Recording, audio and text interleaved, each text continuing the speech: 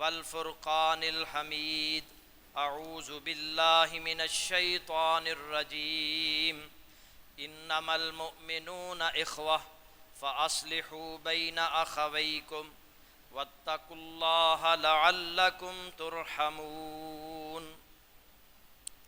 سورۃ الحجرات کی آیت نمبر 10۔ اللہ رب العزت اس آیت کریمہ میں ارشاد فرما رہے ہیں، انما المؤمنون اخوہ، مومن تو بھائی ہی ہیں، فاصلحوا بین اخویکم، پس اپنے دو بھائیوں کے درمیان صلح کراؤ، واتقوا اللہ، اور اللہ سے ڈرو، لعلکم ترحمون، تاکہ تم پر رحم کیا جائے۔ برادران اسلام، تمام مسلمان، تمام مومن آپس میں بھائی بھائی ہیں۔ اس اخوت اور بھائی چارے کے کچھ تقاضے ہیں، انہیں ہر مسلمان کو پورا کرنا چاہیے۔ نبی صلی اللہ علیہ وآلہ وسلم نے فرمایا، مسلمان ایک دوسرے کے ساتھ محبت کرنے، ایک دوسرے پر ترس کھانے اور ایک دوسرے کے ساتھ شفقت کرنے میں ایک جسم کی مانند ہے۔ جس طرح جسم کے ایک حصے میں تکلیف ہوتی ہے تو پورا جسم اس تکلیف کو محسوس کرتا ہے، اسی طرح مسلمان کسی ایک مسلمان کو جب کوئی تکلیف ہوتی ہے تو مسلمان نہ صرف اس تکلیف کو محسوس کرتے ہیں بلکہ اس تکلیف کو دور کرنے کے لیے عملی طور پر کوشش کرتے ہیں۔ اسلامی بھائی چارے کو قائم رکھنے کے لیے چند ایک چیزیں میں آپ کے سامنے رکھنا چاہتا ہوں۔ سب سے پہلے ہمیں ایک دوسرے کے ساتھ محبت کرنی چاہیے۔ پہلا تقاضا یہ ہے کہ ہم اپنے مسلمان بھائی سے محبت کریں، اور ایک دوسرے سے محبت کرنا یہ ایمان کی علامت ہے۔ نبی صلی اللہ علیہ وسلم نے فرمایا، تم جنت میں داخل نہیں ہو سکتے جب تک تم ایمان نہ لاؤ، اور تم مومن نہیں بن سکتے جب تک تم ایک دوسرے سے محبت نہ کرو۔ پھر آپ نے فرمایا، کیا میں تمہیں ایسی چیز نہ بتاؤں جس کے کرنے سے تم ایک دوسرے سے محبت کرنے لگو گے؟ صحابہ کہنے لگے، اللہ کے نبی ضرور بتلائیے۔ آپ نے فرمایا، افشوا السلام بینکم، آپس میں ایک دوسرے کو سلام کیا کرو۔ جب تم ایک دوسرے کو سلام کرو گے تو اس سے تم ایک دوسرے سے محبت کرنے لگو گے۔ جب تم ایک دوسرے سے محبت کرو گے تو یہ ایمان کی ایک مومن ہونے کی علامت اور پہچان ہے، اور مومن نے ہی جنت میں جانا ہے۔ اس کے ساتھ ساتھ نہ صرف سلام کریں بلکہ ایک دوسرے کے ساتھ مصافحہ کریں۔ نبی صلی اللہ علیہ وسلم نے فرمایا، جب تم اپنے مسلمان بھائی کے ساتھ مصافحہ کرو گے تو تمہارے اندر کا کینہ، بغض، عداوت ختم ہوگی۔ ایک دوسرے کو ہدیہ دیا کرو، ایک دوسرے کو تحفہ دیا کرو، اس سے تم ایک دوسرے سے محبت کرنے لگو گے اور تمہاری آپس کی دشمنی اور عداوت ختم ہو جائے گی۔ اللہ تعالی ہمیں ان اعمال کی توفیق عطا فرمائے۔ حضرات گرامی قدر، جب ہم اپنے مسلمان بھائی سے محبت کریں گے نا تو اللہ بھی ہم سے محبت کرے۔ حضرت ادریس خولانی رحمت اللہ علیہ بیان کرتے ہیں کہ میں نے سیدنا معاذ بن جبل رضی اللہ تعالی عنہ سے کہا، میں آپ سے اللہ کی رضا کے لیے محبت کرتا ہوں۔ انہوں نے کہا، کیا کہا تم نے؟ میں نے پھر کہا کہ میں اللہ کی رضا کے لیے آپ سے محبت کرتا ہوں۔ تو سیدنا معاذ بن جبل رضی اللہ تعالی عنہ فرماتے ہیں پھر تمہیں خوشخبری ہو، اس لیے کہ میں نے رسول اللہ صلی اللہ علیہ وسلم سے سنا تھا، آپ نے فرمایا قال اللہ تبارک و تعالی، اللہ رب العزت فرماتا ہے، اللہ فرماتا ہے واجبت محبتی للمتحابین فیہ، میری محبت ان لوگوں کے لیے واجب ہو جاتی ہے جو میری رضا کے لیے ایک دوسرے سے محبت کرتے ہیں۔ میں ان لوگوں سے محبت کرتا ہوں جو میری خاطر میری رضا کے لیے ایک دوسرے سے محبت کرتے ہیں، یعنی اللہ کی محبت نصیب ہوگی۔ پھر فرمایا والمتجالسین فیہ، ایک دوسرے سے مل بیٹھتے ہیں۔ ایک دوسرے سے مل بیٹھنا، کبھی کبھی دوست احباب کے ساتھ جائیں ملنے کے لیے، نیک لوگوں کے پاس جائیں ملنے کے لیے، اس سے بھی محبت بڑھتی ہے۔ والمتزاورین، ایک دوسرے کی زیارت کرتے ہیں۔ والمتبازلین فیہ، ایک دوسرے پر خرچ کرتے ہیں۔ جب ہم اپنے مسلمان بھائیوں پر خرچ کریں گے، اپنے مسلمان بھائیوں کی زیارت کریں گے، آپس میں مل بیٹھیں گے، ایک دوسرے سے محبت کریں گے تو اللہ کی محبت ہمیں نصیب ہو۔ کتنی بڑی بات ہے کہ اللہ کی محبت، نبی صلی اللہ علیہ وسلم فرماتے ہیں اللہ ان پر اپنی محبت واجب کر دیتا ہے۔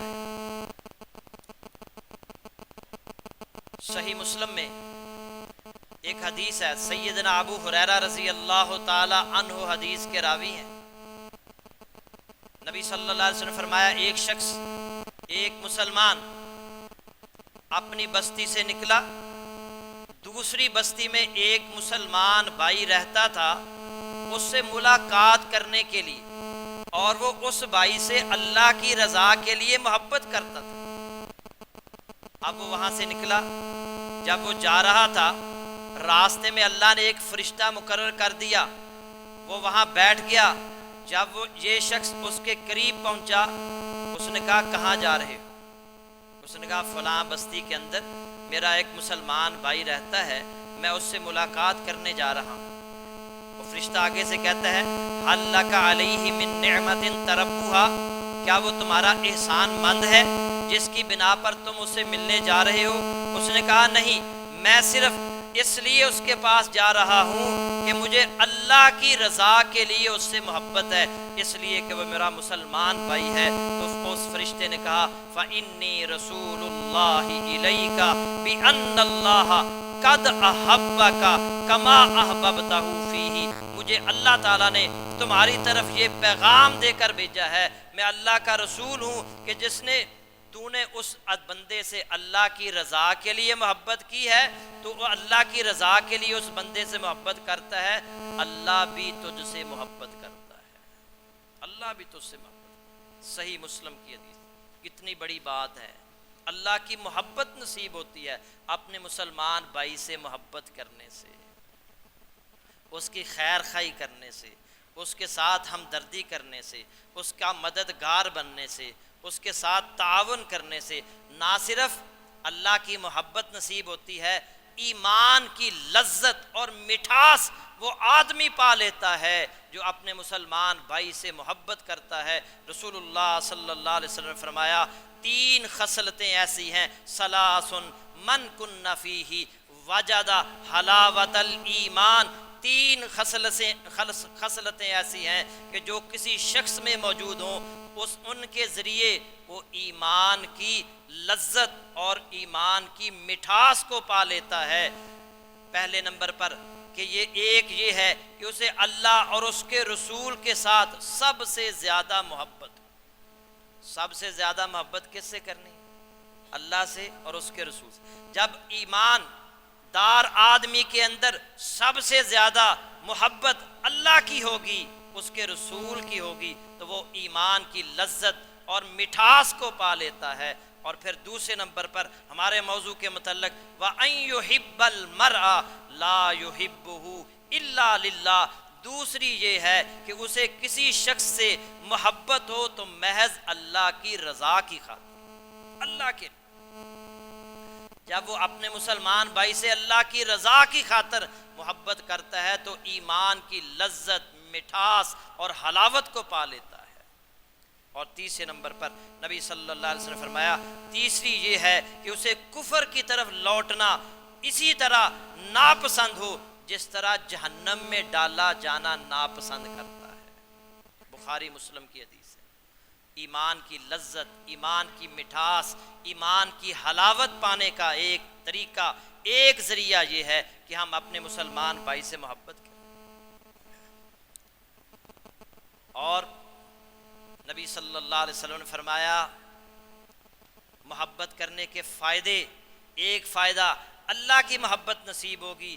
ایک اور فائدہ سنیے، نبی صلی اللہ علیہ وسلم نے فرمایا ان اللہ یقول یوم القیامتی، قیامت کے دن اللہ فرمائے گا این المتحابون بجلال الیوم، آج میری خاطر محبت کرنے والے کہاں ہیں؟ کہاں ہیں جو دنیا کے اندر میری خاطر ایک دوسرے سے محبت کرتے تھے؟ وہ کہاں ہیں؟ اذلھم فی ذلی یوم لا ذل الا ذلی، میں انہیں اپنے سائے کے جگہ میں جگہ دوں گا، جس دن، قیامت والے دن، اللہ کے سائے کے علاوہ یا اللہ کے عرش کے سائے کے علاوہ کوئی سایہ نہیں ہوگا۔ جو ایک دوسرے سے اللہ کی رضا کے لیے محبت کریں گے، اللہ انہیں اپنے سائے میں جگہ عطا فرمائے گا جب سورج 1 میل کے فاصلے پر ہو۔ اور دوسری حدیث متفقن علیہ حدیث، نبی صلی اللہ علیہ وسلم نے فرمایا 7 خوش نصیب افراد ایسے ہیں، 7 خوش نصیب افراد ایسے ہیں جنہیں اللہ رب العزت اپنے عرش کے سائے میں جگہ دے گا جب اللہ کے عرش کے سائے کے علاوہ کوئی سایہ نہیں ہوگا۔ ان 7 خوش نصیب افراد میں سے وہ افراد بھی ہیں وَرَجُلَانِ، وہ 2 آدمی تَحَابَّا فِی اللَّہِ اجْتَمَعَا عَلَیْہِ وَتَفَرَّقَا عَلَیْہِ، وہ 2 آدمی جنہوں نے محض اللہ کی رضا کے لیے ایک دوسرے سے محبت کی، اکٹھے بھی ہوتے ہیں تو اللہ کی رضا کی خاطر، اور جدا بھی ہوتے ہیں تو اللہ کی رضا کی خاطر، اللہ انہیں اپنے عرش کے سائے میں جگہ دے گا۔ اللہ تعالی ہمیں ان پر عمل کرنے کی توفیق عطا فرمائے۔ حضرات گرامی قدر، ایک دوسرے سے یہ اپنے اندر سے یہ کینہ نکالیں، حسد نکالیں، بغض نکالیں، سلام کو عام کریں، ایک دوسرے سے سلام کیا کریں، ایک دوسرے سے مصافحہ کیا کریں، ایک دوسرے کو تحائف دیا کریں، ایک دوسرے کی دعوت کیا کریں، اس سے محبت بڑھتی ہے، تعلقات مضبوط ہوتے ہیں۔ نبی صلی اللہ علیہ وسلم نے فرمایا جب ایک آدمی دوسرے آدمی سے محبت کرتا ہے نا تو اسے بتائے بھی کہ میں تو اسے محبت کرتا ہوں، اللہ کی رضا کی کرتا۔ سیدنا انس اس حدیث کے راوی ہیں، ایک آدمی نبی صلی اللہ علیہ وسلم کے پاس بیٹھا ہوا تھا، ایک آدمی کا وہاں سے گزر ہوا، وہ آدمی رسول اللہ سے کہنے لگا اے اللہ کے نبی، میں اس آدمی سے نا جو وہ جا رہا ہے اللہ کی رضا کی خاطر محبت کرتا ہوں۔ آپ نے فرمایا اسے بتایا ہے؟ اس نے کہا نہیں میں نے نہیں بتایا۔ فرمایا جاؤ اس کے پاس اور اسے جا کر بتاؤ کہ میں اللہ کی رضا کی خاطر تو اس سے محبت کرتا ہوں۔ وہ بھاگا گیا، تیزی کے ساتھ گیا اور جا کر اسے کہتا ہے انی احبک فی اللہ، میں تجھ سے اللہ کے لیے محبت کرتا ہوں۔ فقال احبک الذی احببتنی لہ، اس نے جواب دیا وہ اللہ تجھ سے محبت کرے جس کی خاطر تو نے مجھ سے محبت کی۔ ابو داؤد شریف کی یہ حدیث۔ اور ایک اور حدیث میں نبی صلی اللہ علیہ وسلم نے فرمایا، مقداد بن مادی کرب رضی اللہ تعالیٰ عنہ حدیث کے راوی ہیں، اذا احب الرجل اخاہ فلیخبرہ انہ یحبہ، جب کوئی شخص، کوئی بھائی اپنے بھائی سے، مسلمان بھائی سے محبت کرے، اسے چاہیے کہ اسے جا کر بتا دے کہ میں تجھ سے محبت کرتا ہوں۔ کیوں جا کر بتانا ہے؟ پہلے وہ یک طرفہ محبت کرتا ہے، جب اس بھائی کو جا کر بتائے گا میں اللہ کی رضا کے لیے تم سے محبت کرتا ہوں تو یہ محبت یک طرفہ نہیں رہے گی، وہ بھی آپ سے محبت کرنے لگے گا اور تعلقات جو ہیں وہ مضبوط ہوں گے۔ اس لیے اللہ کے نبی صلی اللہ علیہ وسلم نے فرمایا ایک دوسرے سے محبت کرو اور پھر ایک دوسرے کو آگاہ کرو کہ میں تجھ سے محبت کرتا ہوں اور اللہ کی رضا کے لیے محبت۔ اور دوسرا اخوت اور بھائی چارے کا تقاضا یہ ہے کہ ہم ایک دوسرے کے ساتھ ہمدردی کریں، ایک دوسرے کے ساتھ تعاون کریں، ایک دوسرے کی خیر خواہی کریں۔ آج ہمارے معاشرے کے اندر اسلامی ملک مسلمان اور مسلمان بھائی کو مار رہا ہے، مسلمان بھائی کا گلا کاٹ رہا ہے، مسلمان کو گولیاں مار رہا ہے، مسلمان بھائی کے لیے رکاوٹیں پیدا کر رہا ہے، مسلمان کے لیے جو ہے وہ گالیاں دے رہا ہے۔ یہ اسلام نہیں چاہتا۔ آج ہمارے اندر جو اخوت اور بھائی چارہ ختم ہو چکا ہے، اس کی بنیادی وجہ یہ ہے کہ اللہ ہم سے ناراض ہے، کیونکہ اگر اللہ راضی ہوتا تو یہ ہمارے اندر اخوت اور بھائی چارہ قائم رہتا۔ آج انتشار، افتراق اور یہ فتنہ فساد بڑھتا چلا جا رہا ہے، اس کی وجہ اور سبب یہ ہے کہ اللہ ہم سے ناراض ہے۔ آئیے ایک دوسرے کے ساتھ تعاون کریں، ایک دوسرے کے ساتھ خیر خواہی کریں، ایک دوسرے کے ساتھ محبت کریں۔ نبی صلی اللہ علیہ وسلم نے فرمایا، صحیح مسلم کی حدیث، آپ نے فرمایا من کان معہ فضل ظہر، جس آدمی کے پاس اضافی سواری ہو وہ کیا کرے، فلیعد بہ الی من لا ظہر لہ، وہ اسے اس شخص کو دے دے جس کے پاس سواری نہ ہو۔ جس کے پاس اضافی سواری ہے وہ اضافی سواری کو اپنے پاس نہ رکھے، اس بھائی کو دے دے جس کے پاس اضافی سواری نہیں ہے۔ ومن کان لہ فضل من زاد، جس کے پاس کھانے پینے کا اضافی سامان ہو، فلیعد بہ الی من لا زاد لہ، وہ اسے اس آدمی کو دے دے جس کے پاس کھانے پینے کا سامان نہ ہو۔ اور صحابہ نے اس حدیث سے کیا سمجھا؟ ابو سعید خدری رضی اللہ تعالیٰ عنہ بیان کرتے ہیں، جو اس حدیث کے راوی ہیں، جب اللہ کے نبی نے یہ بیان کیا، اس کے علاوہ اور بھی چیزیں آپ نے نام لے لے کر بتائیں کہ جس کے پاس اضافی چیزیں ہوں وہ اپنے بھائی کو دے دے۔ سواری اور کھانے پینے کی چیزوں کے علاوہ بھی اور چیزوں کا اللہ کے نبی نے نام لیا۔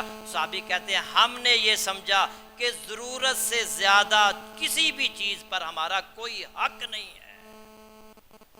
جو ضرورت سے زیادہ چیزیں ہمارے گھر میں پڑی ہیں وہ ہمارا بھائی اس پر حق رکھتا ہے۔ ہمارے گھروں کے اندر کتنی اضافی چیزیں ہوتی ہیں، پڑی خراب ہو جاتی ہیں۔ گھر میں کھانا پکتا ہے، کتنا کھانا ہر روز ہمارے گھروں کے اندر ضائع اور برباد ہو جاتا ہے۔ ہمارے ریسٹورنٹ کے اندر، ہوٹلوں کے اندر کتنا کھانا ضائع ہو جاتا ہے، بجائے اس کے کہ ہم اس کو بہتر طریقے سے ایسے لوگوں تک پہنچائیں جن کے پاس کھانا نہیں ہے، کھانا ضائع اور برباد کر دیا جاتا ہے۔ نبی صلی اللہ علیہ وسلم نے جو اخوت اور بھائی چارہ قائم کیا تھا، آج ہم میں وہ نظر نہیں آ رہا، اور ہم کبھی ایک کے پیچھے چلے پڑتے ہیں، کبھی دوسرے کے پیچھے لگ پڑتے ہیں کہ یہ تبدیلی لائے گا، یہ انقلاب لائے گا، یہ ملک کے اندر تبدیلی لائے گا۔ جب تک صحابہ جیسا ہمارے اندر وہ بھائی چارہ اخوت قائم نہیں ہوگی، اس وقت تک پاکستان کے اندر کوئی انقلاب نہیں آ سکتا اور نہ ہی کوئی لا سکتا ہے۔ صحابہ کیسے تھے؟ نبی صلی اللہ علیہ وسلم کے پاس ایک صحابی آیا، ایک شخص آیا، اس نے کہا اللہ کے نبی بھوک لگ رہی ہے، کھانے کی طلب ہے۔ اللہ کے نبی صلی اللہ علیہ وسلم 9 گھر ہیں، 9 بیویاں ہیں، آپ صلی اللہ علیہ وسلم ایک گھر سے پتہ کراتے ہیں کھانے کی کوئی چیز ہے، وہ بیوی جواب دیتی ہے کھانے کے لیے صرف کچھ بھی نہیں ہے، صرف پانی ہے گھر میں۔ دوسرے کے گھر میں، تیسرے کے گھر میں، چوتھے گھر میں، 5ویں گھر میں، 9 گھروں میں اللہ کے نبی کے 9 گھروں کے اندر سوائے پانی کے اور کچھ بھی نہیں۔ اللہ کے نبی سب سے پہلے اپنے گھر سے پتہ کرواتے ہیں، پھر اس کے بعد آپ اعلان کرتے ہیں اور یہ میرا مہمان ہے، یہ میرا مہمان ہے، اس کی کون مہمان نوازی کرے گا، کون اس کو کھانا کھلائے گا؟